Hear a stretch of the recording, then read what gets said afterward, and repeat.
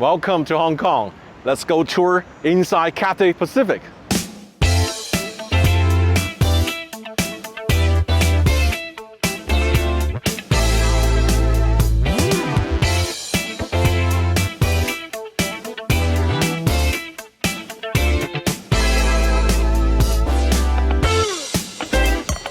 Welcome on board Cathay Pacific Boeing 777 cabin service training.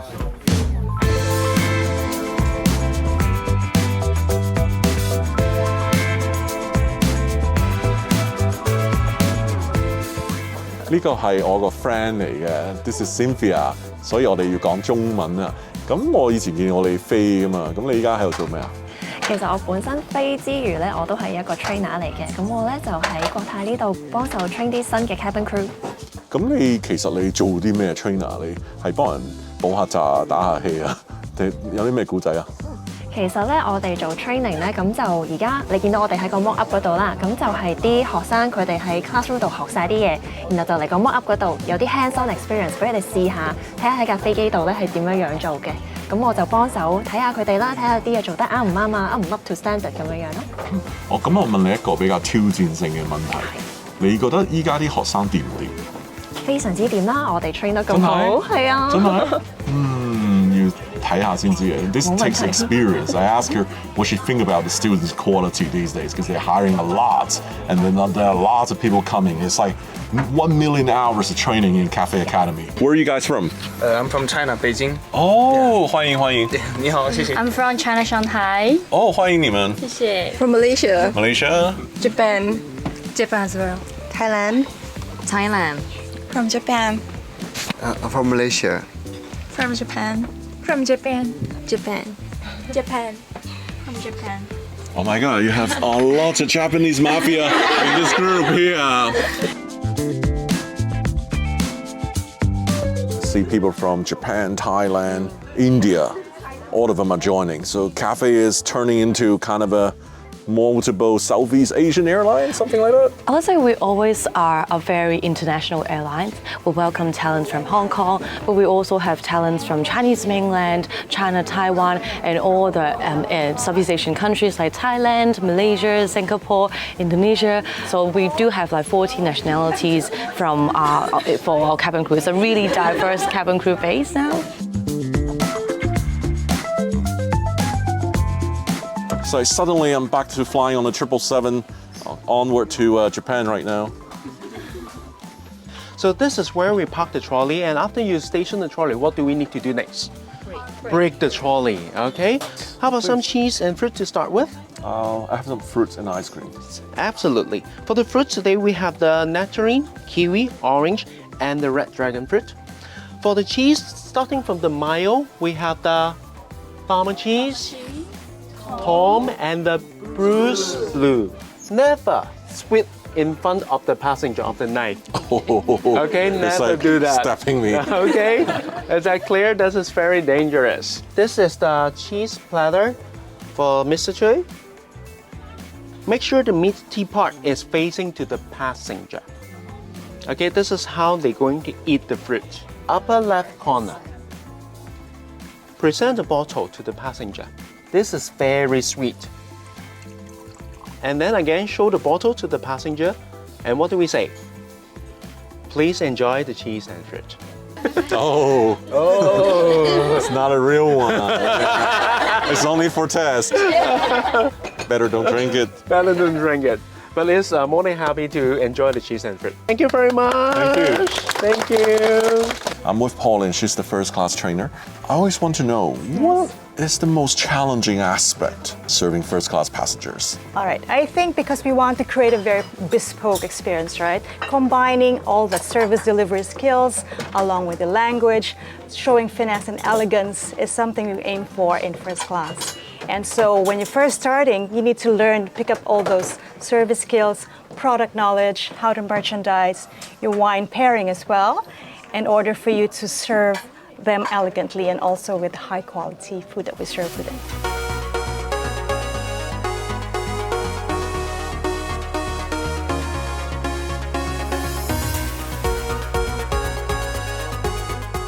Well, I was walking in the headquarters. I caught up with Candy.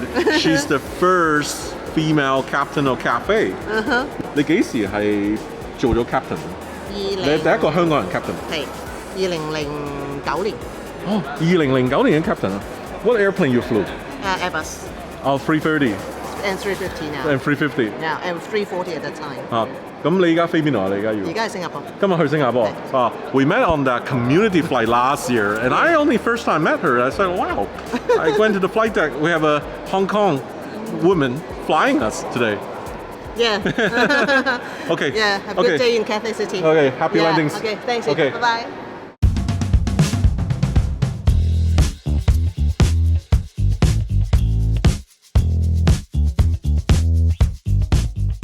Hey, good day, Captain. Hello, Sam. Hi, how are you? Good to see you Good. again. Welcome to Cathay Pacific's IOC. It's our pleasure to have you here. Let's go have a tour. I'd love to show you Yeah. around. Thank you. Come on through.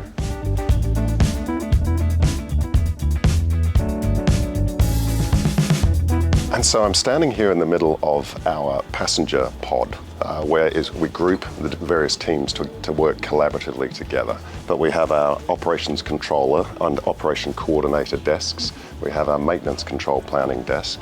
We have our customer journey recovery desk, and we have our base crew operations desk. We have our maintenance control planning team sitting just on the other side of this partition, and on the other side we have our maintenance control engineers responsible for ensuring that all of our aircraft are serviceable and operating safely and efficiently. Hello, engineering. Yes, Mark. Yes. Just at the engineering desk with our maintenance control team, they're troubleshooting an issue with one of our 747 freighters and a big component called the canoe fairing on it. And so they're reviewing the documentation to try and dispatch that aircraft or work out what needs to be done. Then you need to seal up with speed tape to prevent water ingress. No problem. Cheers, bye. Okay.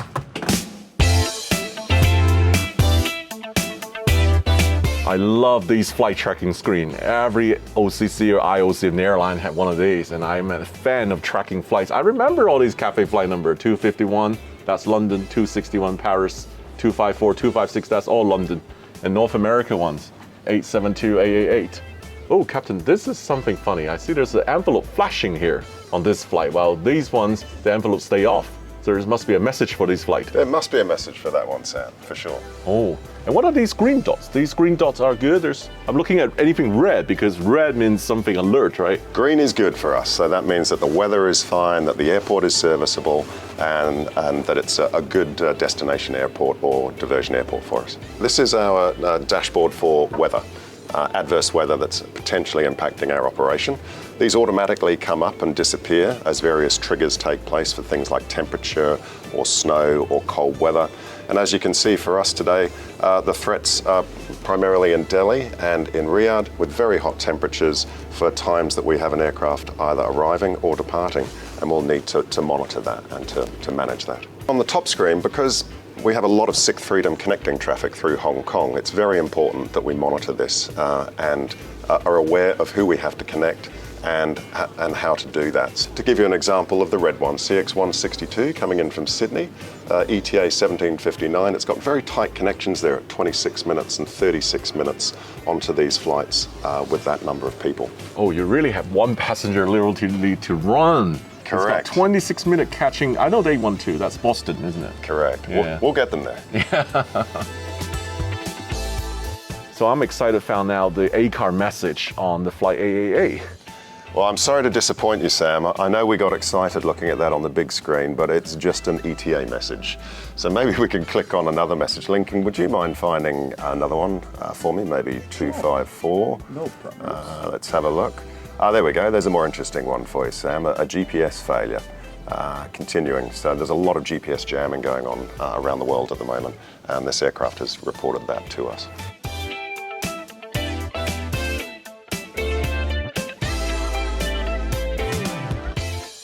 Probably one of our biggest challenges. I think on average 4 times a year Hong Kong is impacted by a typhoon. Significant weather events that pretty much shut down our operation. And so we have a new system, a new tool called Sentry. And we can then feed in the things that we would do manually and have a system calculate it automatically for us using a large number of costs, including the importance of our customers to us, and easy costs like a landing charge, etc. All of them blend in, and the system then calibrates and optimizes the schedule for you, because it's very easy to stop the operation. It's very complicated to rebuild it.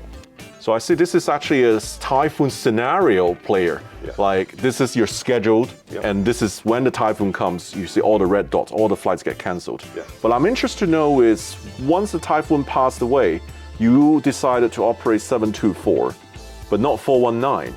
So what makes you to determine which flight to operate and which flight to cancel? Yeah, it's a great question, Sam. There are commercial variables there are operational variables in there. We might not have a flight for 2 days. That flight might be impacted by a curfew. That flight might have a critical pharmaceutical shipment along with our passengers. There can be any number of reasons, but the system will weigh those up and will determine that the best outcome for us is to operate 724. Having a great time looking through the collection here. 747-200, the first Cathay airplane. wide-body 747 VRHKG. And the first Cathay plane is a DC-3 Betsy. It's outside the building here. And then there's 4-engine Douglas. I didn't know this one. Flying boat. This is new. And of course the bigger 747-300. And I've got something for you, Sam. I did one of the last flights into Kai Tak, and we landed and all the passengers got off. And then we took off and we ferried the aircraft around to CLK, and because no one was ever going to use the chart again, I have it here, and it's framed and it sits in my office, and it means a great deal to me. That is actually a great deal now. The Hong Kong Kai Tak IGS runway 13 approach chart from Jepson. Wow. Can you tell us how do you shoot approach in Kai Tak IGS 13? I can. I was very lucky to be able to fly into there for a period of time. And essentially the IGS was an ILS, an instrument landing system, but just not aligned with the runway. So in this particular case, if you recall, we would come inbound more or less east on a track of 088, and we would commence the approach at 4,500 feet and then descend down a 3-degree glide slope. Now, instead of going down and being aligned with a runway at the minima of around 200 feet like we would normally for a Cat 1 approach, this was much higher. This was 675 feet. And then the fun started. So at that point in time, you would look out, and the first thing you would look for, and you can actually see them on there, is the checkerboards.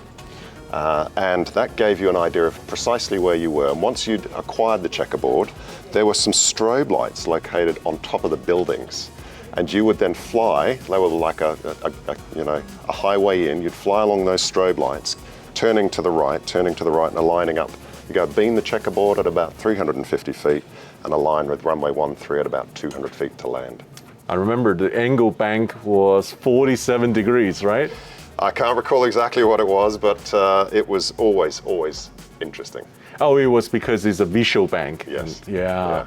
I remember the first time I was up the hill and I was taking videos. This is in early 90s when I was in my teens, and every second plane coming was a 4-engine 747. That's, I think, where I got my love of aviation has really started. It's because of this airport. It has such a place in Hong Kong's history.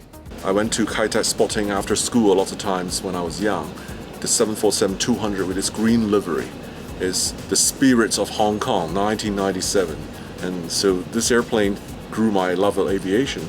And then they made a 400 later. It's called B Hoi, the registration, Asia World City. They always the green jumbo that symbolized Cathay.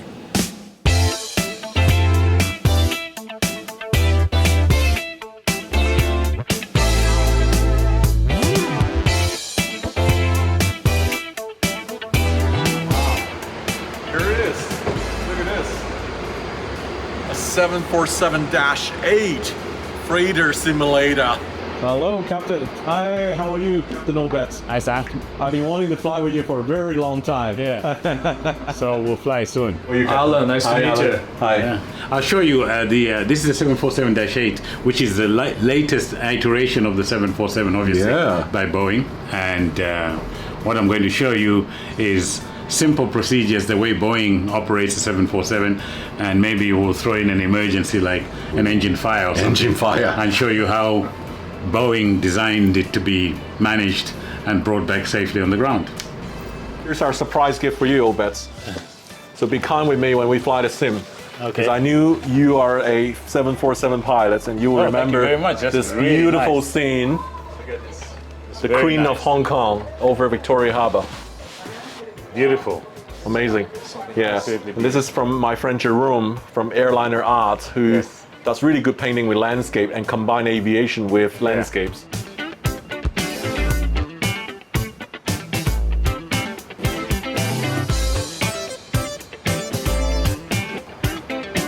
New engine Gen X 2B, 747-8 sim.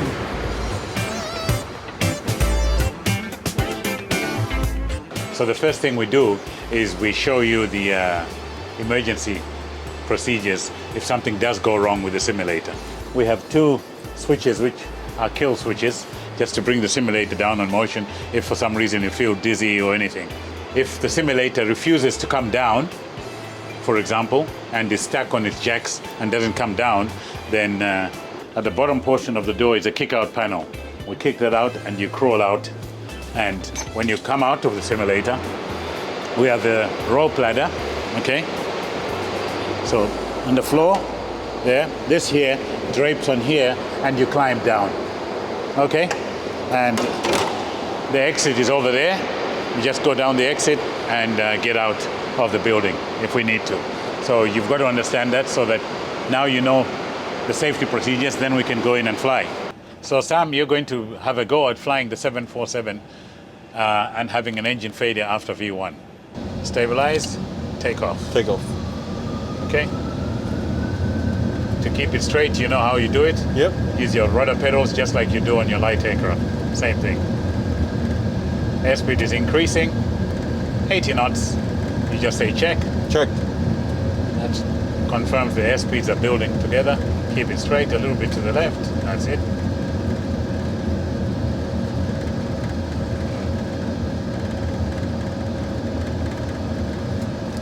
We won. Okay, just had an engine fire indication. Keep going. Rotate. Start pulling back. Slower, a little bit slower. That's it. Keep going towards 15. Keep pulling.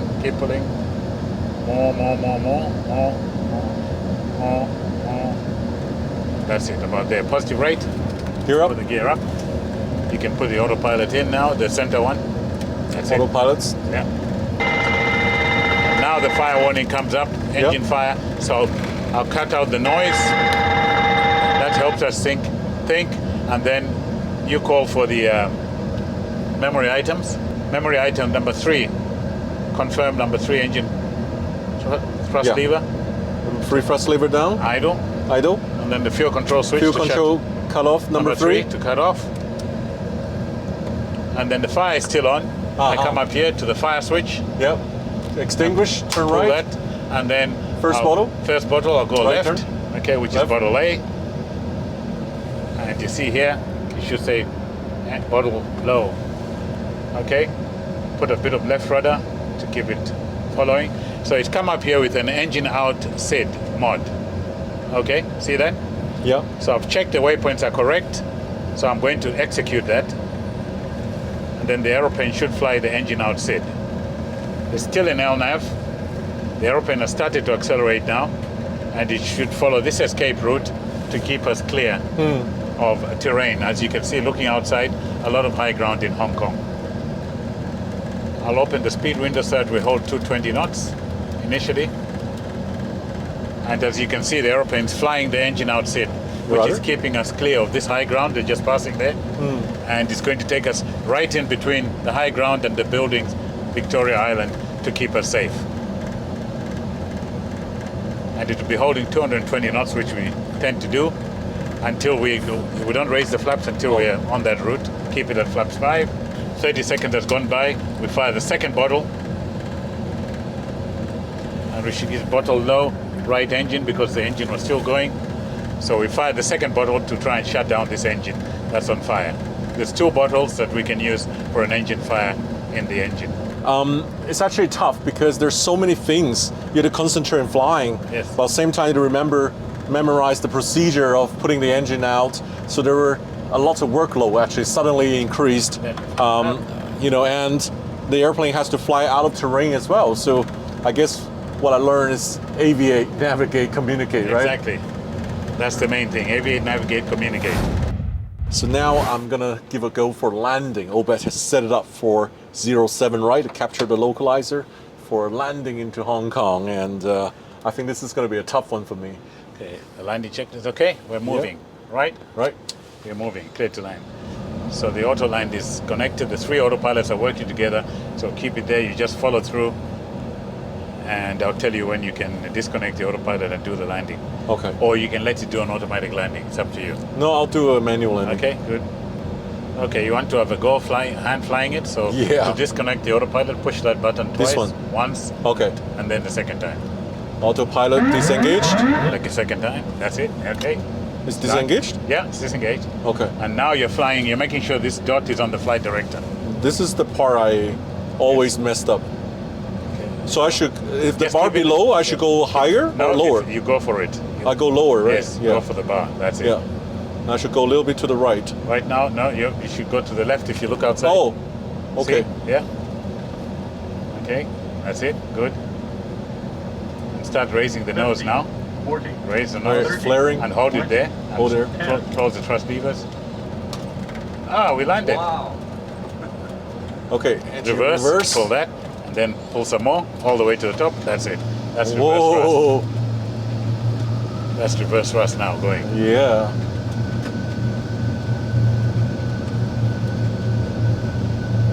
There's automatic braking going. Anytime you want to take over the braking yourself, you just press the top of the rudder pedals. Okay, I'll slide your take feet over up, the brake. and then you're in control of the braking. 60 knots. 60 knots. You cancel the reverse. Push them back. Okay, that's it. Wow. Press. That was incredible. The simulator just makes everything look so real. And landing a 747 isn't very easy. But I'm just really glad to have this experience today. Very real.